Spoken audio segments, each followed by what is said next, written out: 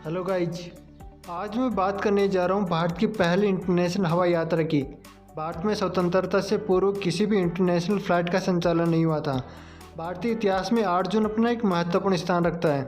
8 जून 1948 को ही पहली बार भारत और ब्रिटेन के बीच इंटरनेशनल हवाई सेवा एयर इंडिया द्वारा शुरू की गई। भारत के लोगों के लिए इंटरनेशनल फ़्लाइट संचालन की खबर किसी आश्चर्य से कम नहीं थी। एयर इंडिया विमान सेवा की स्थापना अप्रैल 1932 में भारत के एक बड़े उद्योगपति जे.आर.डी. टाटा ने की। इस विमान सेवा का शुरुआती नाम टाटा ने टाटा एयरलाइंस रखा था। बाद में इसका नाम एयर इंडिया रखा। यह भी कहा जाता है कि टाटा एयरलाइंस की शुरुआत में इसे पहला व्यावसायिक साल में शुमार किया गया। तब टाटा सन्स की 2 लाख की लागत से इस कंपनी का निर्माण हुआ और 155 पैसेंजर्स को और लगभग 11 टन डाक से पहली उड़ान भरी गई। इसके साथ ही टाटा एयरलाइंस के जहाज़ों ने भी एक साल में कुल 1,60,000 मीटर की उड़ान भरी। जब भारत में 8 जून 1948 को पहली इंटरनेशनल फ़्लाइट सेवा शुरू की गई, तब मुंबई के टाइम्स ऑफ इंडिया के पहले पन्ने पर एक विज्ञापन छपा जिसने सभी को आश्चर्यचकित किया।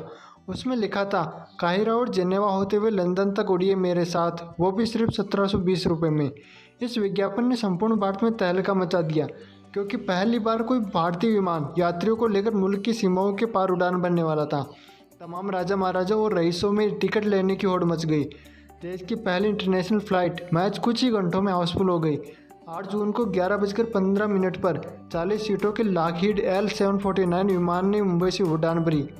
इस विमान का नाम था मालाबार प्रिंसेस एयर इंडिया। यह विमान 10 जून को सूर्योदय से पूर्व लंदन की धरती पर उतरा।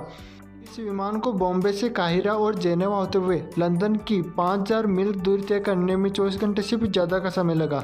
इस विमान की कमान के.आर. गुजदार और डी.के. जातर के हाथ में थी।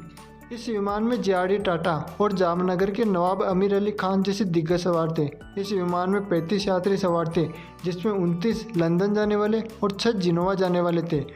उस टाइम पर विमान नॉन स्टॉप 4800 किलोमीटर की ही उड़ान भर सकता था।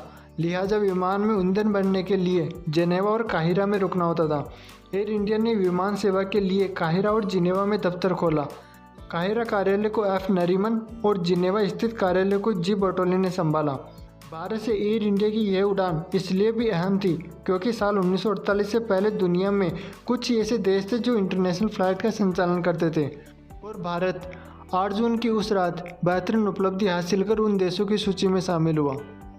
हेलो गाइज, आपको इन्फॉर्मेशन कैसी लगी कमेंट सेक्शन में ज़रूर बताएं, और ऐसे इन्फॉर्मेटिव वीडियोज़ के लिए चैनल को लाइक, शेयर एंड सब्सक्राइब करना ना भूलें। So much, thank you.